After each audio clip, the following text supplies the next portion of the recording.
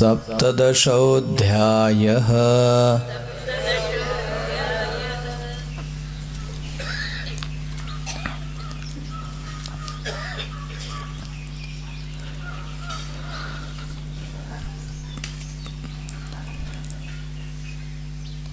पढ़े लिखे व्यक्ति के सामने कई बार एक ये समस्या आती है, क्या किया जाए और क्या ना किया जाए। मतलब क्या सही है और क्या गलत है, इसका फैसला कैसे लिया जाए। क्योंकि कभी कोई बात सत्य लगती है, कभी कोई बात सत्य लगती है। सुबह कुछ और लगता है, शाम को कुछ और लगता है। तो सत्य का प्रमाण क्या है? यदि किसी व्यक्ति की भी बात माने तो भी संशय है, क्योंकि व्यक्ति आपको वही बताएगा जो उसकी लाइकिंग है। हो सकता है व्यक्ति सही से निर्णय न कर सके, क्योंकि व्यक्ति एक थॉट से, एक विचार से कुछ प्रीऑक्यूपाइड है। और संभव है हर व्यक्ति किसी न किसी विचार से प्रीऑक्यूपाइड हो सकता है। फिर वो सत्य का निर्णय कैसे करेगा? पहला, यदि व्यक्ति निर्णय करता है तो देखना आप, वही व्यक्ति सुबह कुछ और निर्णय दे सकता है, दोपहर में कुछ और निर्णय दे सकता है, शाम को कुछ और निर्णय दे सकता है। व्यक्ति यदि करता है तो यदि वो क्रोध में है तो उसके निर्णय कुछ और हैं, शांति में है तो कुछ निर्णय और हैं। तो आपके वैदिक धर्म की बात कह रहा हूं, वहां किसी व्यक्ति को प्रमाण नहीं माना गया। क्या किया जाए और क्या न किया जाए, इसमें कोई व्यक्ति प्रमाण नहीं हो सकता। ये आपके अन्य धर्मों से अलग है। मैं ऐसा कहूं कि आपके यहां फतवा जारी नहीं हो सकता। आप एक घोषणा नहीं कर सकते, वो भी एक व्यक्ति कोई, तो बहुत सारे आक्षेप आ जाएंगे। इसलिए कहा गया व्यक्ति निर्णय करने में सक्षम नहीं है, न व्यक्ति के निर्णय को बहुत ज्यादा मानना चाहिए।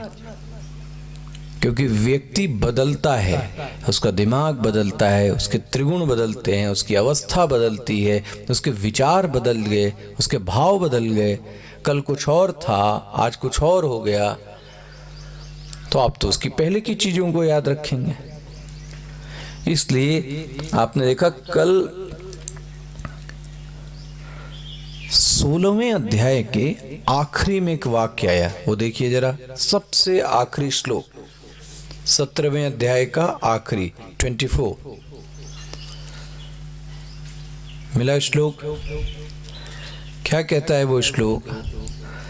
तस्मात् शास्त्रम प्रमाणम ते। हमारे और आपके वैदिक धर्म में कार्य अकार्य, देखिए ध्यान से देखिए क्या लिखा है। तस्मात् शास्त्रम प्रमाणम ते कार्य अकार्य व्यवस्थितो। क्या किया जाए और क्या न किया जाए, इसका प्रमाण, इसका निर्णय कोई व्यक्ति कभी नहीं दे सकता। कितनी बड़ी घोषणा है। बोले फिर कौन निर्णय करेगा? बोले निर्णय शास्त्र करेगा। देखो जी, तस्मात् शास्त्रम प्रमाणम ते। हमारे और आपके लिए प्रमाण शास्त्र है, व्यक्ति कभी नहीं हो सकता। इसलिए वैदिक धर्म किसी एक व्यक्ति से चालू नहीं हुआ। इसलिए आपके धर्म को क्या कहा गया पता है? सनातन धर्म। अन्य धर्मों में एक व्यक्ति आया, उसने चालू किया। भले आप किसी का नाम न लें, लेकिन अन्य धर्मों को आप देखना, कोई एक व्यक्ति है उससे चालू हुआ। आपके यहां व्यक्ति होवे और व्यक्ति ना होवे। कभी अच्छा आप सोचना, मेरे मन में तो ये प्रश्न आया था कई बार, हम और आप राम और कृष्ण की पूजा करते हैं, लेकिन प्रश्न ये, राम और कृष्ण किसकी पूजा करते थे या नहीं? हमारे सामने तो राम हैं, हमारे सामने तो कृष्ण हैं, लेकिन इसके पहले ये लोग किसकी पूजा करते होंगे? करते थे या नहीं? तो आप सोचना, राम और कृष्ण से पहले भी कुछ था। ये तो बात की बात है, ये तो त्रेता की बात है, ये तो द्वापर की बात है, लेकिन वो लोग भी कुछ करते थे। इसका मतलब वो परंपरा कैसी है? अनादि है। व्यक्ति तो एक बुलबुला है, आया और चला गया, कितना काम कर सकता है। इसलिए अपने दिमाग में बात बैठा लिए, किसी व्यक्ति की बात मत मानिए। संभव है व्यक्ति आपके फेवर में हो, इसलिए वो सही बात को बता ही नहीं रहा होगा। जब व्यक्ति ज्यादा प्रेम करता है तब भी सही निर्णय नहीं दे सकता। इसलिए देखिए, किसी जस्टिस या जज के परिवार का निर्णय वो नहीं दे सकता, तो उसको दूसरी कोर्ट में डाला जाता है। क्यों? निर्णय ठीक नहीं आएगा। इसलिए सावधानी से इस बात की महत्ता को पचाइए कि आपके यहां प्रमाण व्यक्ति नहीं है, प्रमाण आपके यहां शास्त्र है। देखो जी, ये मेरा मॉनिटर चालू करना। तस्मात् शास्त्रम प्रमाणम ते, शास्त्र प्रमाण है किस बात में? कार्य अकार्य, क्या किया जाए क्या ना किया जाए। तो क्या करें आप? ज्ञात्वा। इसलिए मैं कल भी क्वेश्चन आंसर सेशन में कह रहा था, हमारे हिंदू धर्म की हम लोगों ने एक बहुत बड़ी भूल की। वो ये है, हम आंख मूंद कर सुनते हैं। हमको शास्त्र हाथ में नहीं चाहिए। शास्त्र दो तो उसको पन्ने पलटने में टाइम लगेगा, कुछ आता जाता ही नहीं। क्यों? आप जो सुना दो वो सुन लेंगे। ये अंधविश्वास है, ये अंधश्रद्धा है। कम से कम जो वक्ता कहे वो अपनी मन की बात ना कहे, वो किसकी बात कहे? शास्त्र की बात कहे। इसलिए मैं बार बार कहता हूं, शास्त्र के शब्दों को देखिए, शब्दों को पहचानिए। वक्ता तो चला गया, वक्ता तो मर गया, लेकिन शब्द थोड़ी ना मर सकते हैं। उन शब्दों से परिचय हो जाए तो आपको पता है किसी व्यक्ति के कोई मोहताज नहीं है। यदि व्यक्ति ने इंजीनियरिंग पढ़ी, मेडिकल पढ़ी, तो वो लेक्चर तो सुनता है, ध्यान रखना, लेकिन लेक्चर से ज्यादा अपना ध्यान किताब में रखता है कि जो पढ़ाया गया वो शब्द कहाँ लिखा है। संभव है वो प्रोफेसर, वो लेक्चरर वहां से चला जाए, इट इज पॉसिबल, लेकिन उसके शब्द कहां जाएंगे? तो क्योंकि हमारा शब्दों से परिचय हुआ ही नहीं। अच्छा आप देखो, आज कितनी कथा, कितने लेक्चर, कितनी आध्यात्मिक बातें बिना शास्त्र के, मतलब वो दिखाने की हुज्जत भी नहीं होती कि ये शब्द कहां लिखा है। इसलिए ये पढ़ा लिखा जो समाज है उससे ये आशा की जाती है वो किसी को प्रमाण न माने, और व्यक्ति को तो कभी माने ही नहीं। वो प्रमाण किसको माने? शास्त्र को। इसलिए आप खुद अपनी आंख से उन शब्दों को देखिए और समझिए, और क्या सत्य है इसका निर्णय खुद कीजिए।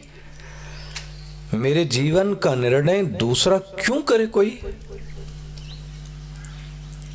हमारे गुरुदेव ने इस पर एक कोटेशन ही लिखा, ज्यादातर हम और आप अपनी प्रसन्नता की चाबी किसी दूसरे की पॉकेट में रखते हैं। ध्यान से सुनिए, हम और आप अपने प्रसन्नता की चाबी किसी दूसरे की पॉकेट में रखते हैं, और जब मुझे प्रसन्न होना है तो वो व्यक्ति अवेलेबल होना चाहिए, तब मैं खुश हो सकता हूं।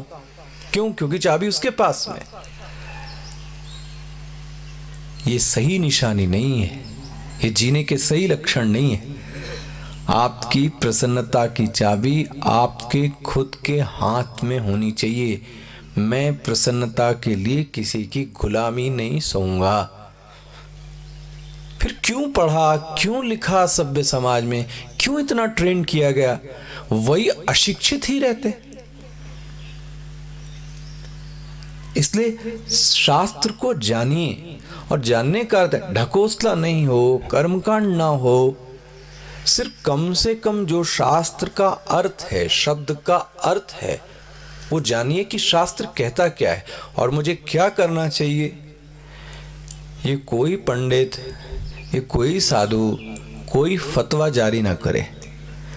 वो आपको राह दिखा सकता है, और आप पढ़िए और स्वयं निर्णय लीजिए क्या करना चाहिए, क्या नहीं करना चाहिए। आप देखो, कहीं कहीं आप जाएं तो आपको एक बुक दी जाती है, या आप एयरपोर्ट पे चले जाएं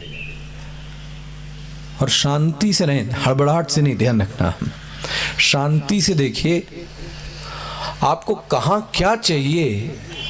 मुझे कभी ऐसा लगता है पूछने की जरूरत नहीं। सावधानी से, एकाग्रता से बोर्ड पढ़िए। टॉयलेट जाना है, इधर जाइए। करेंसी लेनी हो, इधर जाइए। इंक्वायरी करनी हो, इधर जाइए। सामान लेना हो, इधर जाइए। टैक्सी पकड़नी हो, इधर जाइए। सब कुछ तो लिखा है। क्यों व्यक्ति से पूछें? हमें, आपको आदत है, भैया ये लेफ्ट ही जाएगा। अरे लेफ्ट ही जा रहे हो आप, लिखा है वहां पे लेफ्ट है। क्या पढ़ाई लिखाई का फिर अर्थ क्या रह गया? हाँ, भ्रमित हो, पूछिए, लेकिन पूछने के बाद उसकी बातों को इतनी जल्दी मत मानिए। आप खुद भी तो अपना विवेक देखिए, ये लेफ्ट है कि ये राइट है।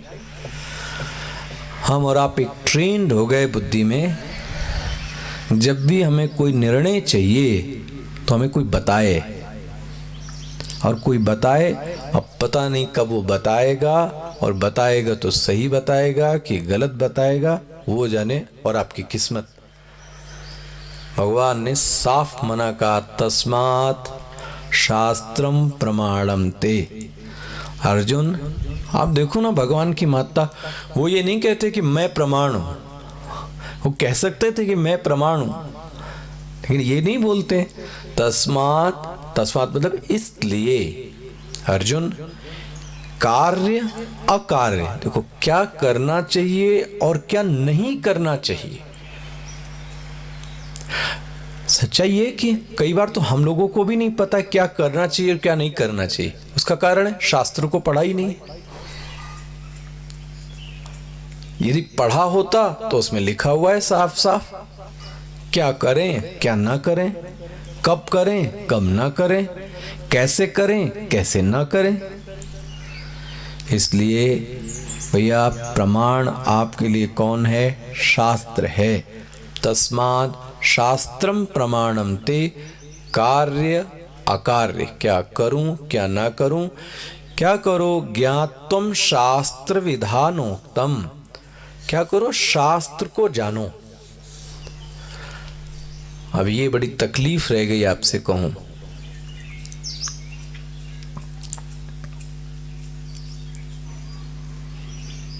संडे होवे और चर्च में लाइन ना लगे, ये हो नहीं सकता। होना चाहिए, इसी को प्रेम कहते हैं। अगर नमाज का समय है तो उसके पास टोपी होगी, और आप देखना कहीं आप ट्रेन में भी होंगे तो आपको किनारे कर देगा, क्योंकि उसको नमाज करनी। समय का पाबंद, अपनी वेशभूषा का पाबंद, कट्टर है वो। आप उसकी कुरान का अपमान नहीं कर सकते। और असहिष्णुता में कहूंगा, ध्यान रखना, ये एक्सेस हो गई। किसी ने एक कार्टून बना दिया तो खून खराबा हो गया। अच्छा, आपके धर्म में डेली कोई ना कोई कार्टून बनता है, डेली किसी न किसी स्पिरिचुअल व्यक्ति का बनता होगा, वहां नो जी, हिम्मत कैसे हुई आपकी। लेकिन इस मामले में हमारा हिंदू धर्म बहुत कमजोर हो गया। आप सोचो, क्या हमारे घर में भगवत गीता कुछ रखी है? और रखी है तो जाले लगे हुए, धूल लगी हुई। तो जो विचारों का जो सूत्र है वो तो जाला है, वो तो कहीं गंदगी में पड़ा हुआ है। तो कहां से आएंगे विचार, सोचो आप। और सबसे अच्छा सिख धर्म, अरे आप जाके तो देखिए, गुरु ग्रंथ साहिब लपेट कर कपड़ों में आप टच नहीं कर सकते, उसके लिए अलग कमरा है, थोड़े दिन में वो भी बदलता है। ये लगाव है शास्त्र के प्रति। हमारे जो अच्छे अच्छे गुरु हुए, स्वामी हुए, उन्होंने एक बात कही, यदि तुम शास्त्र से प्यार करोगे तो शास्त्र अपने अर्थों को तुम्हारे लिए खोलेगा।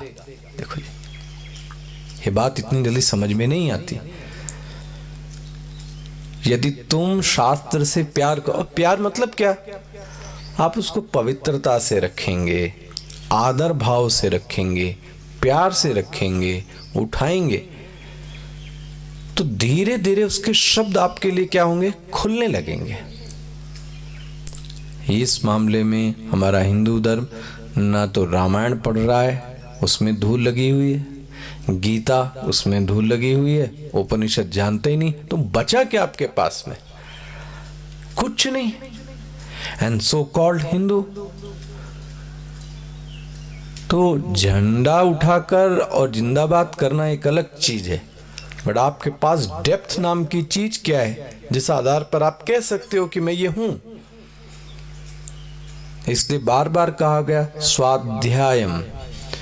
हर पढ़ा लिखा व्यक्ति तो कम से कम कुछ न कुछ अच्छी बातें पढ़े तो प्रतिदिन। सुबह पढ़े, शाम पढ़े, दोपहर पढ़े, कभी भी पढ़े, 4 कुछ अच्छी बातें प्रतिदिन सुने, तो कम से कम एक बात तो उसको समझ में आएगी कि ऐसा करना चाहिए और ऐसा नहीं करना चाहिए। ज्ञात्वा जानो, क्या जानो? शास्त्र विधानोक्तम, शास्त्र के विधानों को जानो। और एक बहुत सुंदर प्रश्न किया अर्जुन ने, जो आज बार बार लोग पूछते हैं। देखिए, पहला प्रश्न, अर्जुन उवाच, क्या प्रश्न है? भगवान, कुछ लोग क्या करते हैं, शास्त्रम विधिम उत्सृज्य, शास्त्र की विधि आप क्या कहें, जानते नहीं हैं या जान करके भी तोड़ देते हैं, शास्त्र की विधि को नहीं मानते। ये शास्त्र विधिम उत्सृज्य, लेकिन ध्यान रखें, यजन्ते श्रद्धयान्विता, जो वो करते हैं वो बड़ी श्रद्धा से करते हैं। देखो ये कैसा इक्वेशन है, शास्त्र के नियमों का उल्लंघन करता है, लेकिन जो करता है वो श्रद्धा से करता है। ऐसे लोग हैं समाज में।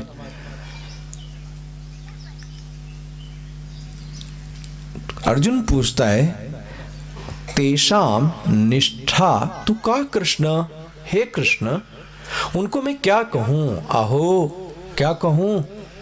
सत्व रजह तमह, मैं उनको क्या कहूं? सत्व कहूं, रज कहूं कि तमोगुणी कहूं? क्या किया उन्होंने? उन्होंने एक काम किया, जो किया वो तो श्रद्धा से किया, लेकिन जो उसकी प्रोसेस है, उस प्रोसेस को उन्होंने इग्नोर कर दिया। थोड़ा इसके पहले एक और भूमिका समझ लें, आखिरी। इसके पहले मैंने आपको एक थ्योरी इंट्रोड्यूस की, कॉज एंड इफेक्ट थ्योरी।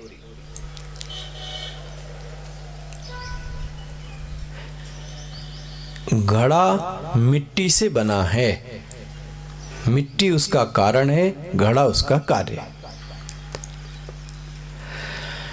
जो भी कार्य है, सावधानी से सुनिएगा, वो अपने कारण के अलावा और कुछ नहीं है। मतलब घड़े के चारों ओर है क्या? बोलो जी, मिट्टी है। तो घड़े में और मिट्टी में अंतर क्या रह गया? जब वो मिट्टी ही है तो उसको घड़ा क्यों कहा?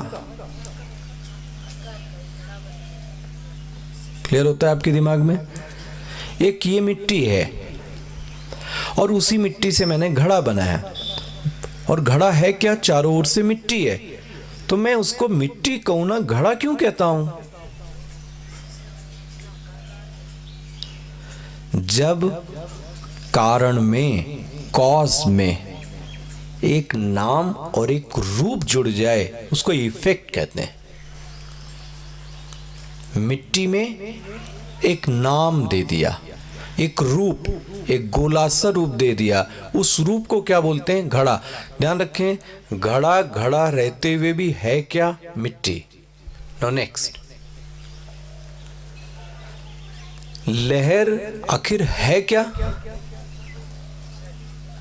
जल, पानी।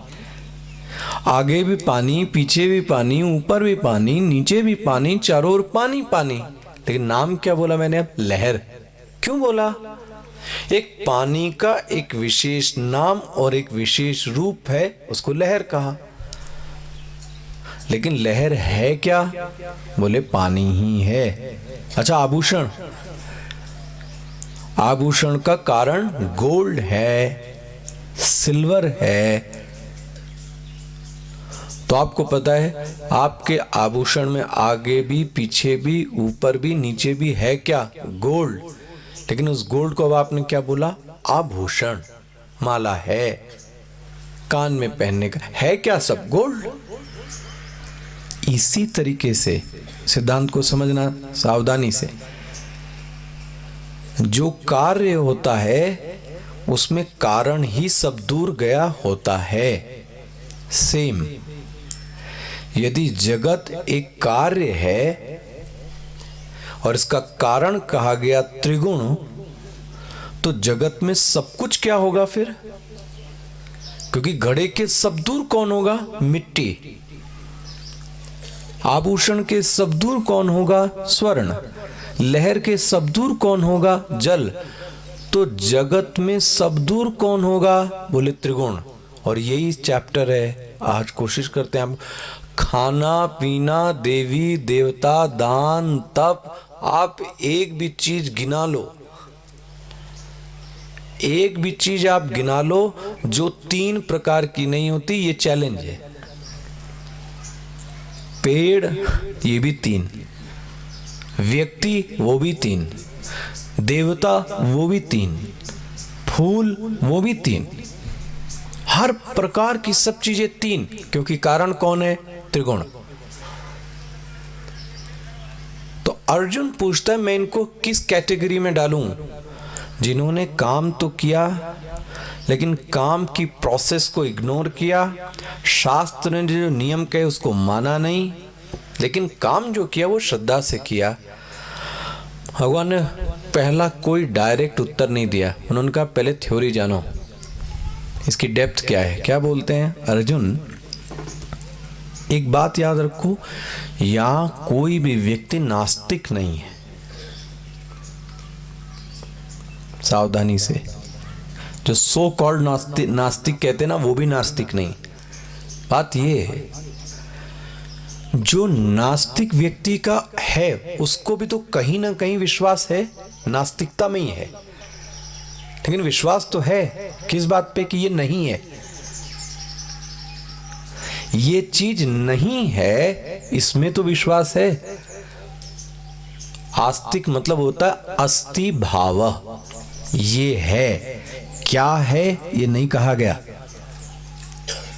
यदि वो कुछ नहीं में भी विश्वास करता है तो भी वेद कहता है वो आस्तिक है, उसके आस्तिकता का स्वरूप अलग है। भगवान भी क्या कहते हैं? ये पूरा का पूरा पुरुष श्रद्धा मयो यम पुरुषः, ये पूरा का पुरुष श्रद्धा से भरा हुआ है। लेकिन इसकी जैसी श्रद्धा, देखो यो यह श्रद्धा, जिसका जैसा बिलीफ सिस्टम वो व्यक्ति वैसा। बोले मुझे समझ में नहीं आया भगवान। बोले चलो आगे चलता हूं, बताता हूं। बोले 3 प्रकार की श्रद्धा, चलो दिखाता हूं, जरा देखते जाइएगा थोड़ा।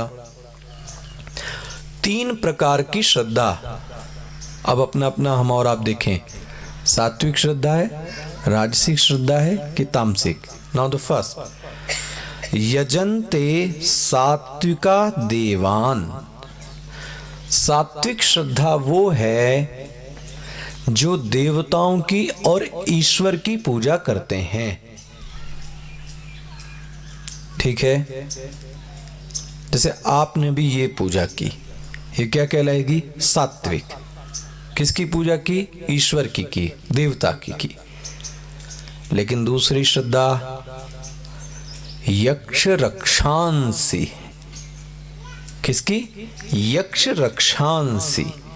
अब ये जो सृष्टि के, और ये जो मैंने कल उस दिन बोले थे कैबिनेट मंत्री हैं, इनकी पूजा यदि कोई करता है, पीपल देवता, वरुण देवता, यम देवता, अग्नि देवता, ये सब कौन से देवता आ गए? अब ये हो गए राजसिक। बोले तामसिक, बोले जो आप जाके शमशान में पूजा करते हो, वो भी तो पूजा है, वो भी तो श्रद्धा ही है। लेकिन जो वो श्रद्धा है शमशान वाली, प्रेत वाली, भूत वाली, तंत्र वाली, ऐसी जो श्रद्धा है अर्जुन, ऐसी श्रद्धा को मैं तामसिक श्रद्धा कहता हूं। ये क्लियर हो गया कि नहीं? देवी देवता ईश्वर के प्रति जो श्रद्धा है वो कैसी हो गई? सात्विक। ये यक्ष रक्षांसी, इनकी जो पूजा है वो कैसी हो गई? राजसिक। यहां तक की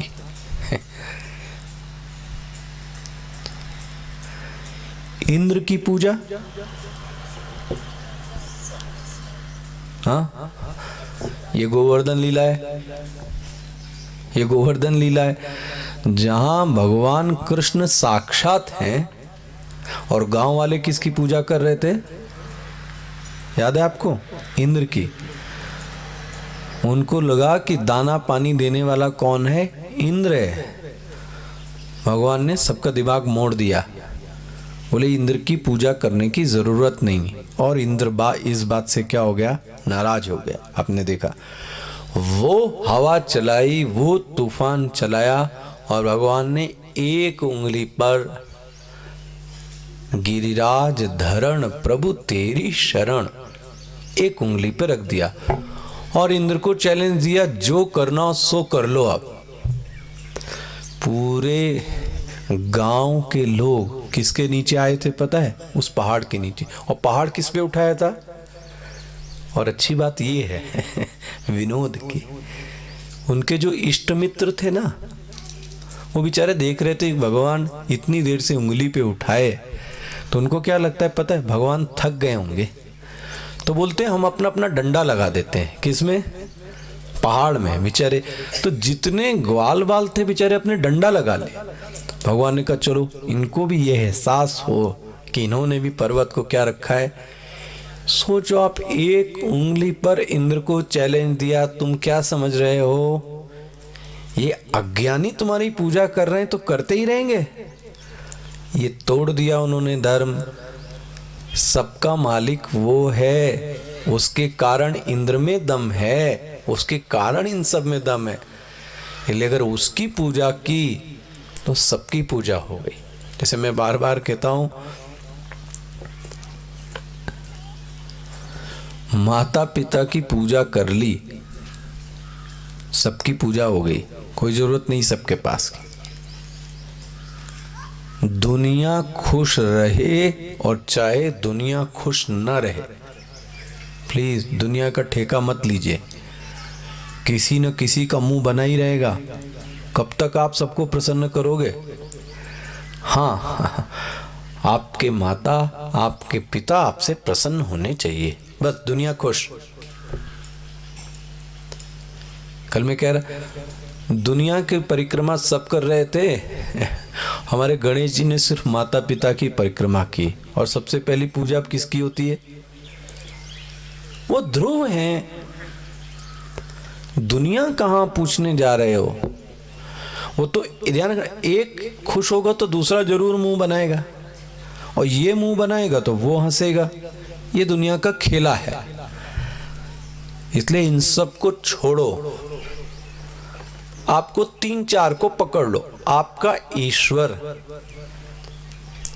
चलो आप देखो, आप मंदिर में जाते हैं, मंदिर में इतने सारे देवी देवता होते हैं कि सुबह जाओ तो शाम को वापस निकलो ऐसा हो जाए। सब बजा रहे हैं, और हर के आगे एक मंदिर पुजारी खड़ा हुआ है, वो उसको ही बड़ा बताएगा। बोले यहाँ पैर छू, दूसरा यहाँ पैर छू। झुकते झुकते व्यक्ति की कमर झुक गई। तो मैं नहीं कह रहा हूं आप जाओ करो, अच्छी बात, लेकिन कभी ऐसा फंस जाए, क्या करें? तो आप ध्यान रखना, आपका जो इष्ट है, आपका जो एक ईश्वर है, उसके सामने आपने प्रणाम कर लिया तो सभी को प्रणाम क्या हो गया? हो गया। नहीं बोले उनके सामने अगरबत्ती लगाई नहीं, वो तो नाराज हो जाएंगे। भैया ऐसा भगवान होगा तो कैसे चलेगा? सब नाराज ही हो जाएंगे भगवान भी। तो उनमें और इनमें अंतर क्या रह गया? आपका जो भी भगवान है वो छूट है।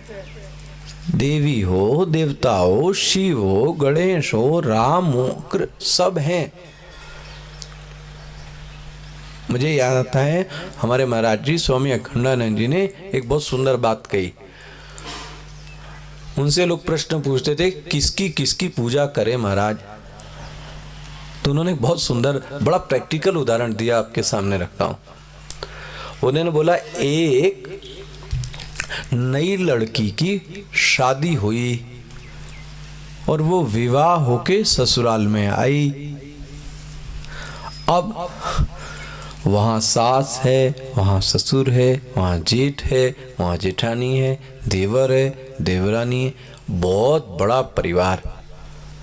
और सब काटने के लिए दे। मैंने कुछ दिन कह रहा था रात में, सब ऑब्जर्वेशन मोड पे रहते हैं, कब गलती करे उसको पकड़ो धड़ाक से। सबकी निगाहें होती हैं, आप गलती करके तो देखो एक बार।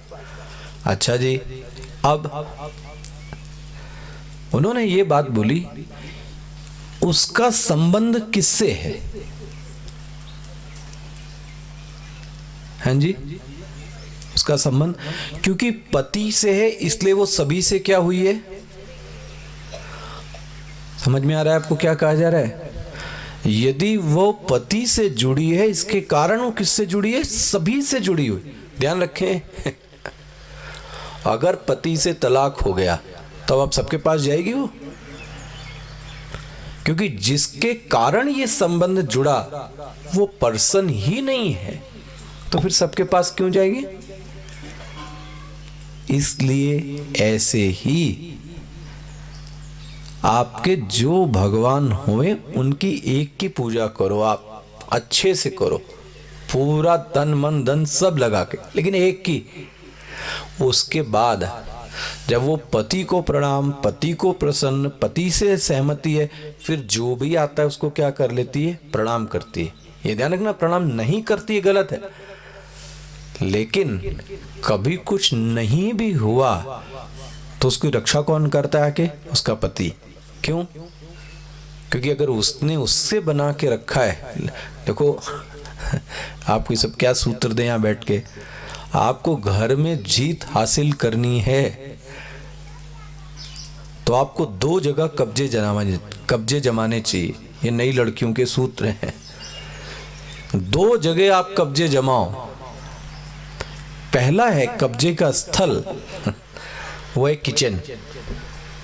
उसके कारण आप सबको वश में कर सकते हो।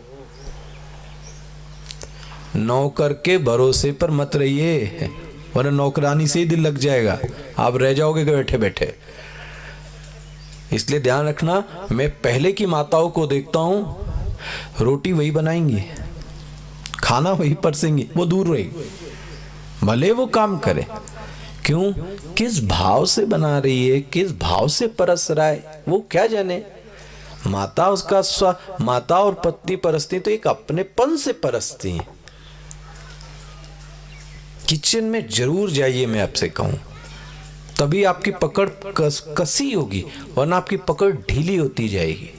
पहला। दूसरा, यदि पति से कभी गलती हो भी तो प्लीज अपोलोजाइज, से सॉरी। दोनों लोगों के बीच में होना चाहिए परस्परम भावयन्तः। आपसे गलती हो वो क्षमा मांगे, उनसे गलती वो सॉरी। किसी के सॉरी बोलने से नीचा नहीं हो जाता, उल्टा प्रेम और बढ़ता है। तो एक दूसरे को समझने की आप दोनों स्ट्रांग रहोगे, पूरा परिवार एक खिलाफ भी खड़ा हो तो आप संघर्ष कर लोगे।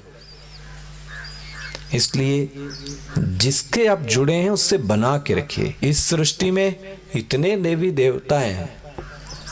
हमारे उज्जैन में कहावत है, अगर आप 2 बोरा चावल भी लेके निकल जाओ ना, तो 2 बोरा चावल भी कम पड़ जाएगा, एक एक मुट्ठी सबको दें तो भी।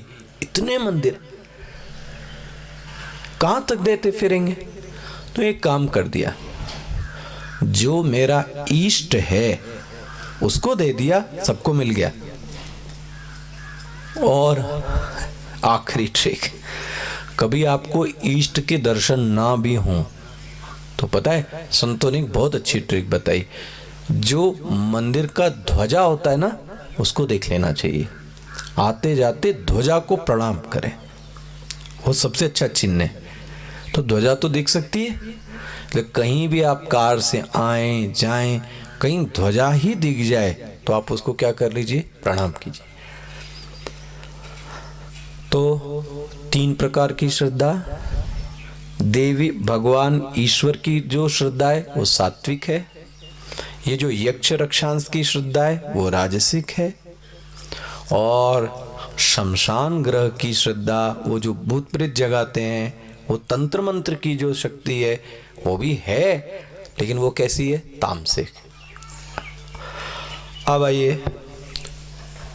तपस्या, ये हम लोगों का बहुत अच्छा है। उपवास, देखो क्या कहते हैं, अशास्त्र विहितम घोरम। कुछ लोग ऐसी तपस्या करते हैं जिसको शास्त्र ने कहीं कभी नहीं कहा। देखो जी,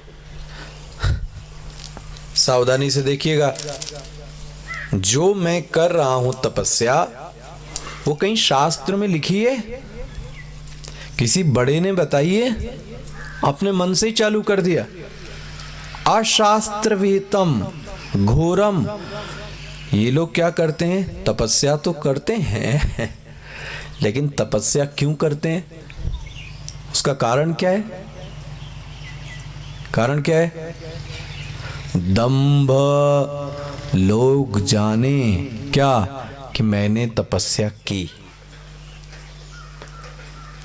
देखिए, अपनी तपस्या को किसी को बताने की आवश्यकता ही नहीं। क्यों बताएं, क्यों लोगों के बीच में जाए? मैं अपने लोगों को बात कहता हूं, आपने 9 दिन का नवरात्र किया, तो आप क्यों बताते फिर रहे सबको मैंने नवरात्र किया? व्यक्ति 10 बार उसको गिना। आपको पता है क्या मैंने नवरात्र किया 9 दिन का? मैंने पूछा आपसे? नहीं पूछा, तब भी आप बोलते जा रहे हैं। इसका मतलब आप शो करना चाहते हैं कि आपने 9 दिन का नवरात्र किया। प्लीज इस दिखावे की वृत्ति से बचें। क्या लिखा है भगवान? दंभ। दंभ मतलब दिखावा। कभी नहीं ऐसा करे, पता ही नहीं चले। अहंकार, पता है मैं ऐसा करता हूं, ना ना ना, यह अहंकार से कोई कर रहा है, मैं इतना करता हूं, ना ना ना, तो ये अच्छा तपस्या नहीं है। और कुछ लोग तो बोले और अति कर देते हैं। क्या अति करते हैं? कर्षयन्तः शरीरस्थम, ओफो, शरीर को क्या कर दिया, एकदम कस दिया। इतने दिन तक पानी नहीं, उल्टा आप खड़े हो गए, सीधा खड़े हो गए, शरीर को मानो निचोड़ दिया। देखो जी, क्या बोले, कर्षयंत शरीर। भैया वो शरीर में क्या भगवान नहीं है जिसको आप कस रहे हो इतना, जिसको तपा रहे हो आप इतना?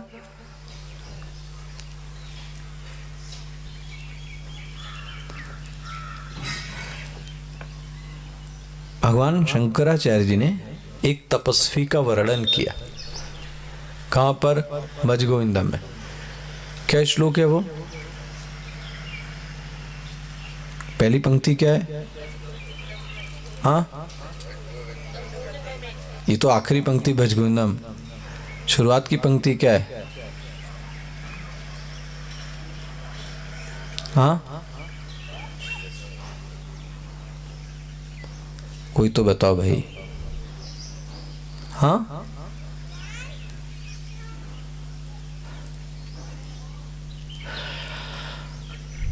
पहले आप बता लो, फिर मैं ट्यून बताता हूं। हरी अग्रे वन्नी पृष्ठे भानु, अर्थ देखना। अग्रे वन्नी पृष्ठे भानु, रात्रौ चुबुक समर्पित जानु। देखना कितनी सुंदर लाइन है। अग्रे वन्नी पृष्ठे भानु, रात्रौ चुबुक समर्पित जानु। कहाँ रहता है? करतल भिक्षा तरुतल वासः, करतल भिक्षा तरुतल वासः, भजतनि आशा मुंचति पाश। देखो जी, एक साधु है। कैसा साधु है? अग्रे वन्नी, आगे आग लगाई है, नग्न है, और आगे क्या लगा रखी है? आग, तप रहा है। अग्रे वन्नी, अच्छा पीछे, पीछे सूरज है और तप रहा है। अग्रे वन्नी पृष्ठे भानु, सर्दी के दिनों में सब कपड़े उतार दिए, सर्दी में आग नहीं लगा रहा है। रात्रौ चुबुक समर्पित जानु, ठंड के कारण ठुड्डियां बज रही हैं और अपने मुंह को घुटने के पास लाके रखा है। जरा देखना भैया साधु कैसा है, हमको लगेगा बड़ा तपस्वी है। अच्छा रहता कैसे है? रहता खाता कैसे है? करतल भिक्षा, एक अंजुल में लेके खाता है। करतल, कर मतलब हाथ, करतल भिक्षा, रहता कहाँ है? तरुतल वास, रहता कहाँ है? पेड़ के नीचे। अब पूरा चित्र करो इकट्ठा। अग्रे वन्नी पृष्ठे भानु, रात्रौ चुबुक समर्पित जानु, करतल भिक्षा तरुतल वास, तदपि न मुंचति आशा पाश, तदपि न मुंचति। इतना होने के बाद में भी उसकी इच्छा है लोग उसको आए और लोग आकर उसको क्या करें? देखें और उसका नाम लें। ये तपस्या के पीछे भावना क्या है? दिखावा। लोग मेरा नाम लेवे, लोग तारीफ करें कि देखो कितना तपस्वी है। उसको प्रसन्न करने के लिए नहीं, उसको प्रसन्न के लिए नहीं, लोगों के लिए। और अपने शरीर को कस रहा है। भगवान भाष्यकार बोलते हैं तदपि न मुंचति, इतना होने के बाद में भी इसने अपनी आशा तो छोड़ी नहीं। तो बात तो वही की वही है। ये इसलिए कर शयंतः, कभी भी शरीर को इतना मत कसिए, ये किसी शास्त्र ने आज्ञा नहीं दी। और बोले कसते हैं तो इनको क्या जानू, तान विद्धि असुर निश्चयान, इनको क्या जानो, बोले ये असुर हैं, राक्षस है, जीते जी। चलो भैया ये हो गया। अब बोले भगवान आप ये बताइए कि खाना कितने प्रकार का है, ये आपका बड़ा प्रिय विषय। देखो आप भोजन को पहचानो, क्या बोलते हैं, आहारस्त्वपि सर्वस्य त्रिविधो भवति प्रियः, जो भोजन है वो भी कितने प्रकार का, 3, यज्ञ तपः दानम, ये भी कितने प्रकार का, 3। कौन कौन से 3 प्रकार, आहार 3 प्रकार का, यज्ञ 3 प्रकार का, फिर क्या है, दान 3 प्रकार का, तप 3 प्रकार का। कौन है 3, देखिए जरा अपना खाना पहचानिए क्या है, कैसा भोजन, आयु, देखो जिस भोजन से आपकी आयु बढ़े, हुआ, जिस भोजन से आपकी आयु बढ़े, आयु सत्व बल, जिसके खाने से आपका बल बढ़े, एक एक शब्द देखते जाना, आयु सत्व बल, यही नहीं, आरोग्य, जिसके खाने से आपका स्वास्थ्य अच्छा बने, और देखो सुख, जिसको खाने में क्या मिले, सुख मिले, जिसको खाने में प्रीति मिले, बोले वो खाना कैसा है, सात्विक। क्या लक्षण है, आयु सत्व बल आरोग्य प्रीति। बोले कैसा होता है ऐसा खाना, बोले और बताता हूँ। देखो खाना में सदैव, देखो जी, रस्याः, खाना सूखा नहीं होना चाहिए, कैसा होना चाहिए, रस भरा, इसलिए शब्द क्या आया, रस्याः।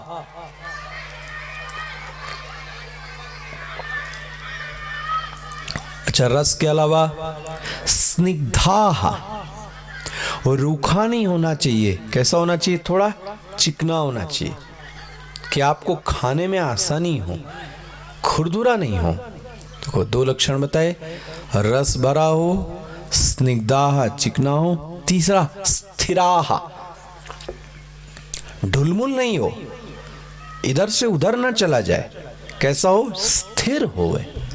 यही नहीं, हृदयाः, जो हृदय को पोषण दे, आहाराः सात्विक प्रिया, ऐसा खाना सात्विक। देखो अब खाने में लक्षण देखना आप। अब देखो मैं विरोध नहीं करता, मुझे खुद भी मैं खाता हूं, लेकिन ध्यान रखना, आप हर दिन पिज्जा खाएं, हर दिन हॉट डॉग खाएं, हर दिन बर्गर खाएं, हर दिन चाउमीन खाएं, तो अब ये घटेगा आपके में। रस्याः स्निग्धाः हृदयाः, ये तो खाने में हो। इसलिए मुझे याद आता है, बुजुर्ग लोग पता है सब्जी नहीं कहते थे, वो क्या बोलते थे पता है, क्या बोलते हैं, तरकारी। आप समझ में आता है वो तरकारी क्यों बोलते थे, क्योंकि इसमें रसा हो, वरना खाएगा कैसे व्यक्ति। रस्याः स्निग्धाः स्थिराः हृदयाः, जो आपके हार्ट को, कोलेस्ट्रोल को ठीक रखे, वो खाना कैसा है गया, सात्विक। नाउ नेक्स्ट, राजसिक, कट्व, खूब तीखा। ये तीखा खाना तो हमारे मालवा में आइए आप, निमाड़ में आप बोलो इतना तो वो डालेंगे इतना, मतलब लाल मिर्ची ऊपर तैरती होनी चाहिए, तब उनको लगता है यह भोजन अच्छा है। ये देखो, ये कट्व, लव, अम्ल खट्टा होना चाहिए, और खाने में कटोरा भर लेके नमक बैठते हैं लेके। हमको याद है गुरुकुल में एक पहली सीख ये दी गई, अगर खाने पे कोई नमक लेके बैठा तो उसकी सामत आ जाती थी। जो दे दिया गया सो दे दिया गया, कुछ ऊपर से नहीं लेना। क्यों? ये जवान, ये बार बार ही मांगेगी, ये डालो वो डालो, जो मिल गया खा पी के आगे बढ़ो, ऊपर से कुछ मत डालो। देखो ये जो साधक है उसके लिए तो ये सब बहुत बड़ी चीजें हैं, यही तो उसको चाहिए कोड ऑफ कंडक्ट, कैसे रहे।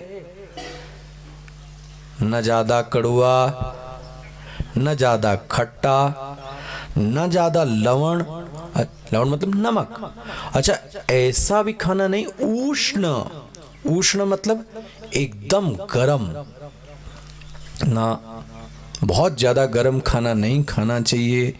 अच्छा, फिर उष्ण, फिर क्या है, तीक्ष्ण, तीक्ष्ण मतलब तीखा, रूक्ष मतलब रूखा, विदाहिना मतलब खाना खा लो तो अंदर आग लग जाए, ऐसा लगता है ना गरम पेट में एकदम, तो आप समझ लेना ये कौन सा खाना है, कौन सा खाना, राजसिक। कौन सा खाना राजसिक? कट्व, अम्ल, लवण, उष्ण, तीक्ष्ण, रुक्ष, विदाहीन। अच्छा, महीने के तो आप महीने भर ऐसे रहो, महीने में 5 दिन खा लो आप, लेकिन 20-25 दिन तो आप ठीक से खाओ। नहीं खाया तो बाद में फिर आपको दिखेगा वही डॉक्टर स्वप्न में, तो मुश्किल हो जाएगी फिर। इसलिए कम खाए, गम खाए, मत खाओ ज़्यादा, वो ज़्यादा अच्छा है। तो आप इतना खाने के बाद फिर पचाने के लिए जाओ कहाँ? घूमने। अब कभी लगता है इतना पागलपन है, खाए ही क्यों इतना जो जा रहे हैं घूमने, इससे अच्छा कुछ चुपचाप कमरे में बैठे ना, क्योंकि खाया है, शारीरिक श्रम होता नहीं है, तो जाओ उसको पचाने। और कभी कभी ये बड़ी हंसी आती है मुझे अकेले में सोच के, जब बचपन में घूमते थे फालतू के तो माँ बाप डांटते थे, इधर घूम रहा है, इधर घूम रहा है, 24 घंटे घूमता रहता है। और अब किसी से भी बात करो तो कहता है स्वामी जी आपको घूमना चाहिए, बिना काम के घूमना चाहिए, घूमो ऐसे जा, वहीं गए फिर चले आए। कोई काम करके आए तो समझ में भी आए कि कुछ काम करके आए।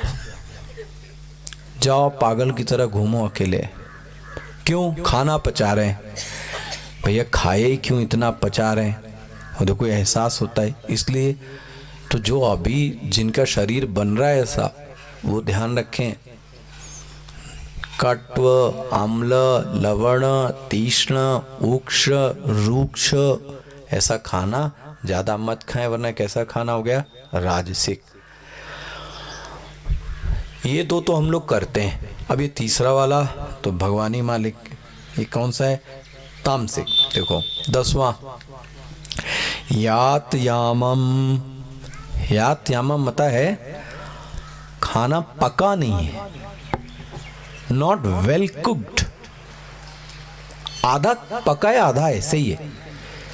देखो ये तामसिक भोजन के लक्षण है, जो खाना पका ना हो। दूसरा, गत रसम, जिसमें क्या निकल गया है? रस तो निकाल ही दिया है। अच्छा, तीसरा, पूती। पूती मतलब है दुर्गंध, खाते बगल वाले की भी दुर्गंध है और अपने भी दुर्गंध है, इसको खाते।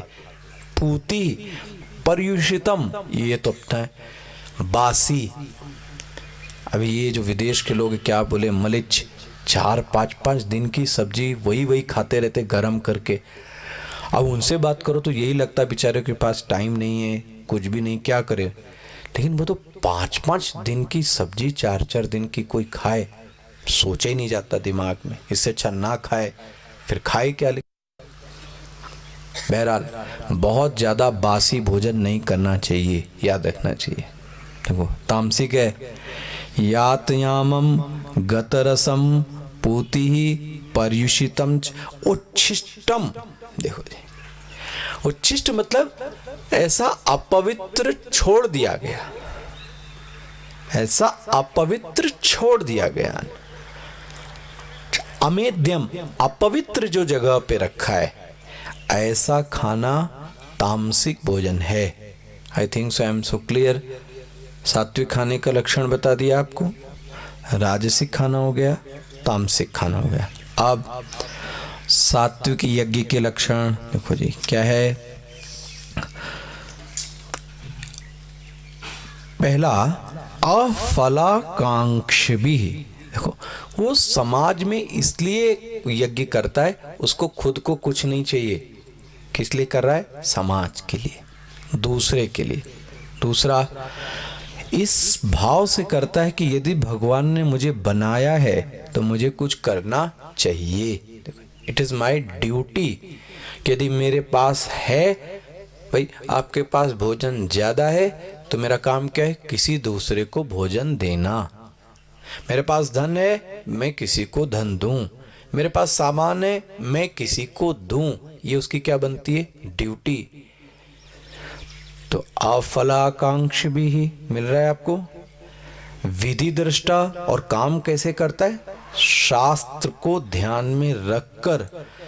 ऐसा जो यज्ञ करता है उसको उसके बदले कुछ नहीं चाहिए, अपनी ड्यूटी भावना से करता है, उसको बोलते हैं सात्विक यज्ञ। अच्छा, राजसिक, ये सिर्फ दिखावे के लिए करता है, सिर्फ दिखावा, इसके मन में कुछ भी भाव नहीं है। अभिसंधाय तु फलम दंभार्थम अपि चैव यत्। देखो जी, अगर कोई दिखावे के लिए कर रहा है तो ये कैसा हो गया? राजसिक। और देखो ये तामसिक। विधिहीनम, इसने जो विधि होती है ना, प्रोसेस किसी भी चीज को यज्ञ करने की, कि अब देखो आप, इनका स्थान पूर्वजों का स्थान व्यक्ति से क्या होना चाहिए? ऊपर। एक प्रोसेस है। अब उस इनका स्थान नीचे कर दिया, पूर्वजों का स्थान नीचे कर दिया, और आप ऊपर बैठे हैं, इसका मतलब आपने प्रोसेस का पालन नहीं किया। तो ऐसे अब यहां तो हम लोग ज्ञान यज्ञ कर रहे हैं, बहुत कम प्रोसेस है। जब कोई बड़ा साफ करो तो उसमें बहुत ध्यान रखना पड़ता है, प्रोटोकॉल। इस व्यक्ति की जगह ये है, इसको यहाँ ये सम्मान मिले, इसको यहाँ वो मिले।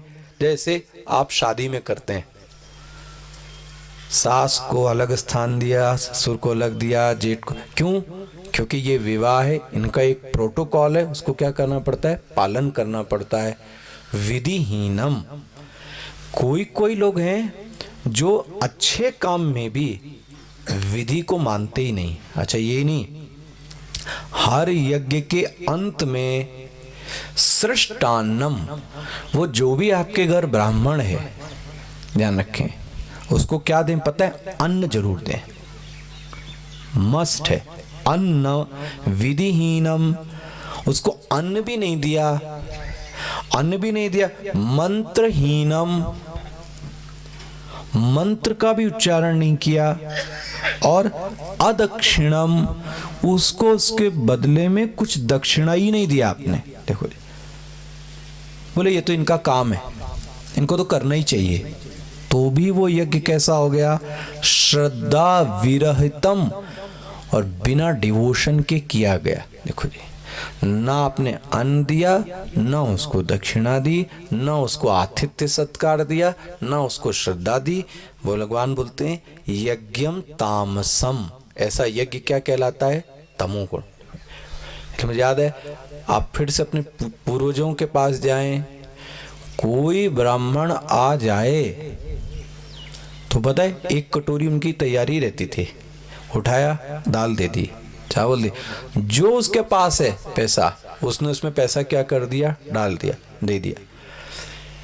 ये एक बहुत बड़ी विधि थी, आज वो विधि गायब हो गई। अब एक कटोरी देने से, धन देने से वो व्यक्ति कम तो नहीं हो गया, लेकिन हमें लगता नहीं, ये तो कम पड़ जाएगा। ऐसा यज्ञ कोई करता है, ये यज्ञ कैसा कहलाता है? तामसिक, जिसमें कोई मंत्र नहीं, कोई अन्न नहीं, कोई दक्षिणा नहीं, कोई श्राद्ध नहीं। अच्छा, नाउ नेक्स्ट, शरीर के तप। अपने माता, अपने पिता, अपने गुरु, इनके लिए जो शरीर से श्रम किया जाए, इनके लिए सेवा जो की जाए, वो कैसा श्रम हो गया? शारीरक तप।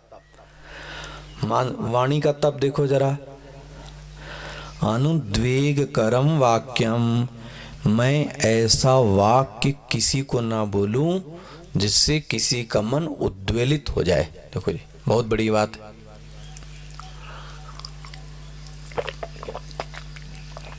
ऐसा वाक्य मत बोलिए जो किसी के चित्त में आग लगा दे। अनुद्वेग करम वाक्यम, इसी को दोहे में क्या बोला गया? ऐसी वाणी बोलिए, बोलिए ना, मन का आपा खोए, औरन को शीतल करे। अभी उल्टा है, ऐसी वाणी बोलिए, अपना आपा खोए।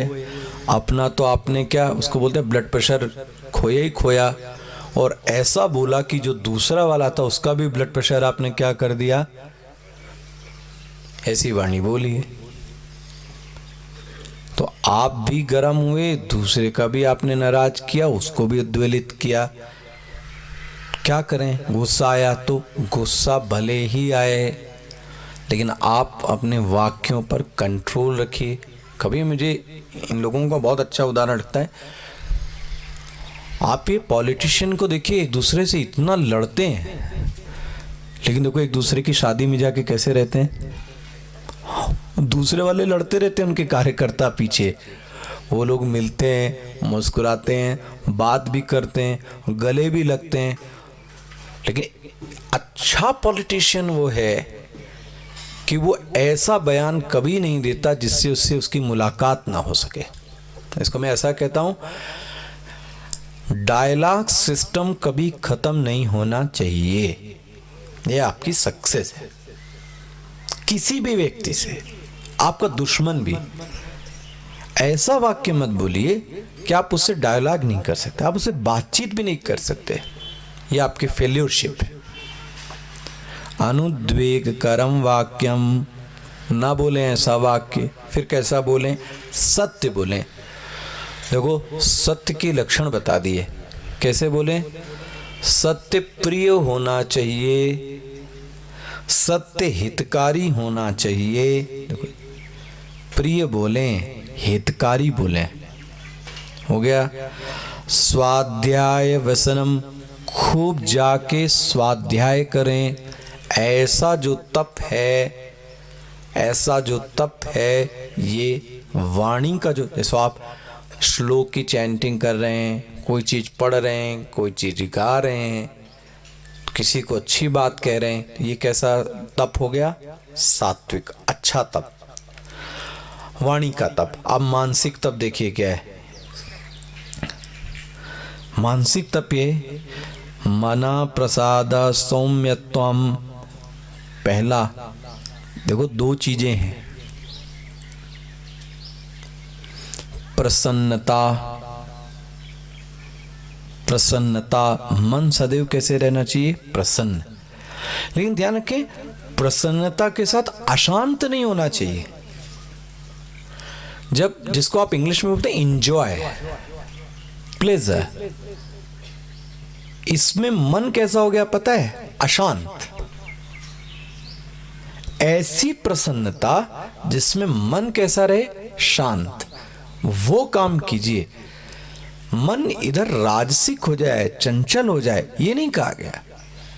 मना प्रसाद, मन प्रसन्न रहे, ऐसा रहिए। सौम्य, और सबसे अच्छी देखो क्या बोला? मौनम। मौनम मतलब ना बोलना नहीं, अच्छा बोलना, कम बोलना, ये मौन है। चुप रहिए, जहां आवश्यकता है वहां बोलिए, जहां नहीं आवश्यकता वहां मत बोलिए। इसको बोलते हैं टॉकेटिव नेचर नहीं होना चाहिए, गॉसिपिंग नेचर नहीं होना, जबरदस्ती बात किए जा रहे हैं जिसका कोई सेंस नहीं, ना दूसरे वाले को समझ में मजा आती, और वो सह रहा है, आप बोल रहे हैं, वो सह रहा है। तो आप समझ लो अपने वाणी का क्या कर रहे हैं, दुरुपयोग कर रहे हैं, और कुछ नहीं।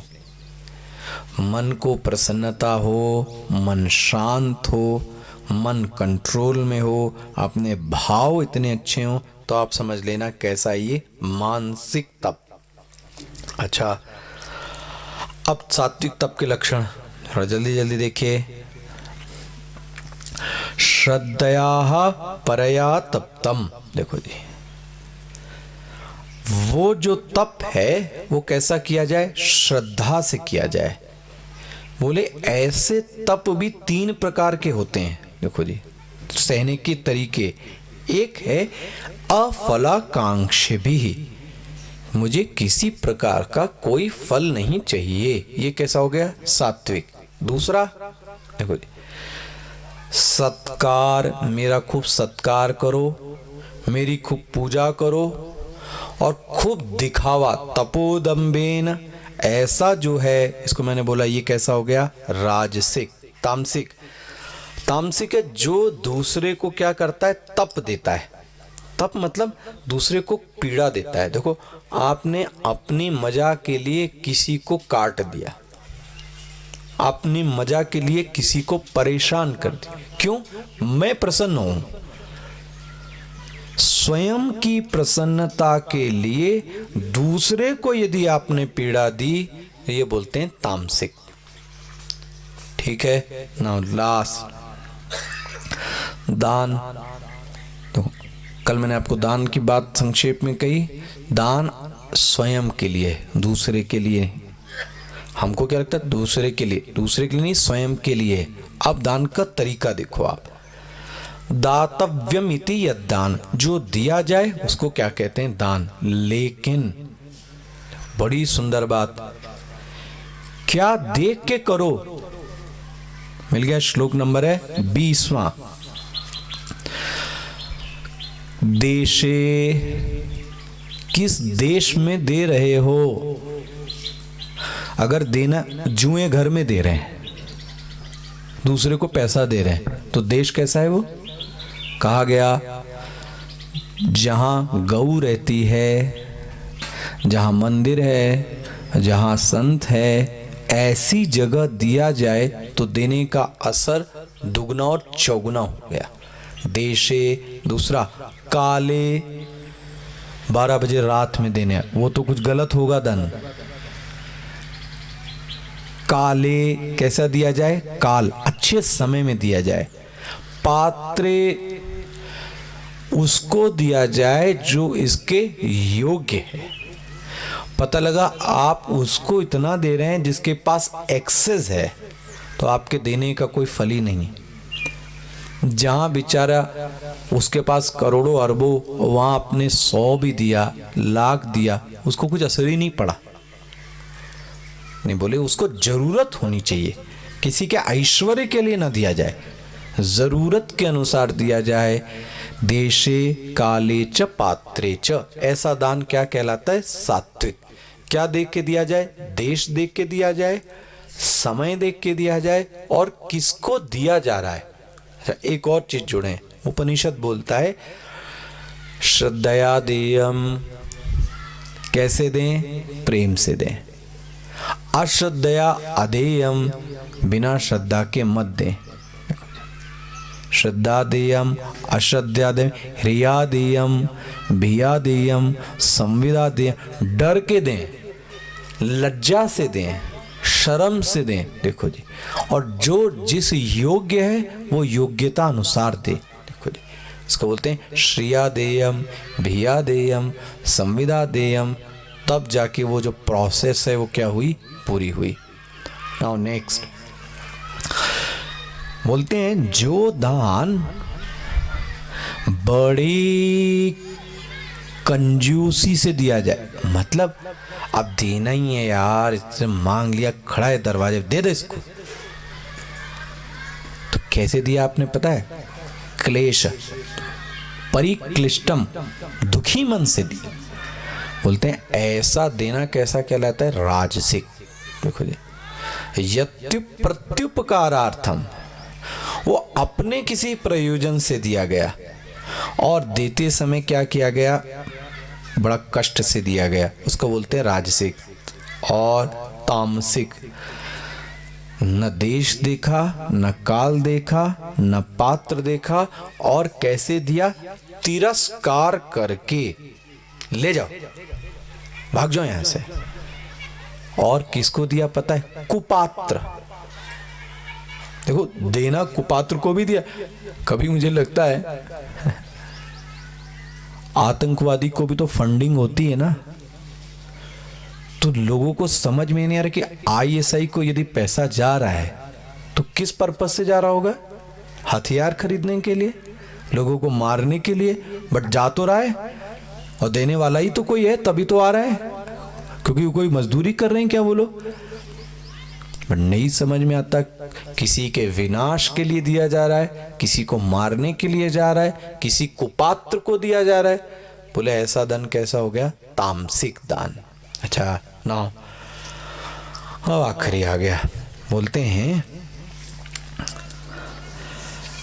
ओम। देखो, आप हर चैप्टर में पढ़ते ना, ओम तत्सत, उसके लिए आया।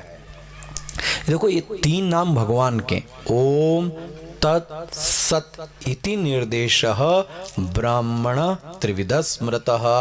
ये ब्रह्म के ही क्या कहे गए? 3 नाम कहे गए। इन्हीं से कौन कौन आया है? जब ये आ गया, ब्राह्मण, वेद और यज्ञ, ये इनके बाद आए। ब्राह्मण, वेद और यज्ञ किसके बाद आए? ओंकार के बाद। इसलिए क्या कहा गया?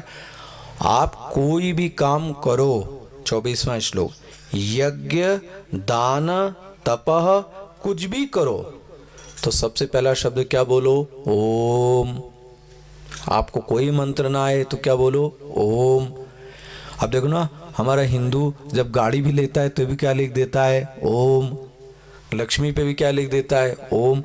कुछ ना हो तो आप सिर्फ एक शब्द बोले ओम। नहीं कोई मंत्र आता है कहीं देना है, ओम। लेकिन कोई भी कार्य चालू करें, देखो हम लोग प्रवचन भी प्रारंभ चालू किससे करते हैं? ओम। अंत भी किससे किया? ओम। उसी के आशीर्वाद से किया और उसी के आशीर्वाद से समाप्त हो। तस्माद ओम इति उदाहृत्य, जो चालू किया जाए किससे? ओम से। समाप्त भी किससे किया जाए? ओम से। अच्छा, तत् शब्द कहते हैं मैं ये कार्य जो कर रहा हूं, मैं किसी फल से नहीं कर रहा हूं, मेरा कर्तव्य है इसलिए मैं ये क्रिया कर रहा हूं। तो क्रिया के लिए कौन शब्द आया? तत्। मिला? तद इत्य अन अभिसंधाय, मैं कोई फल नहीं चाहता, लेकिन दान क्रियाश्च, जो मैं क्रिया कर रहा हूं भगवान इसको क्या कीजिए? स्वीकार कीजिए। ये कौन सा हो गया? तत्। और सत शब्द तो क्या बताएं, इतना अच्छा शब्द है। देखो, गृहस्थ नहीं बोला गया आपके यहां, क्या बोला गया? सदगृहस्थ बोला गया ना, गुरु नहीं।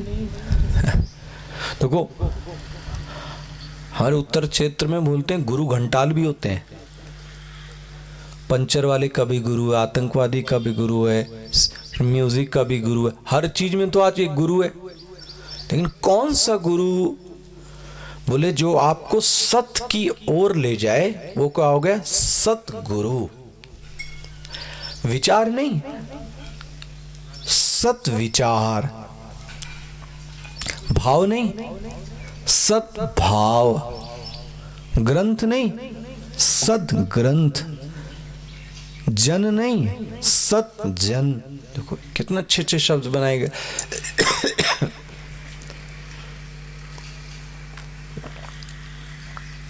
जो चीज सत की ओर ले जाए, सत मतलब उस ईश्वर की ओर, तो वह गृहस्थ, वह भाव, वह विचार, वो दान, वो ग्रंथ, वो गुरु, सब क्या कहलाएगा? सत सत सत सत।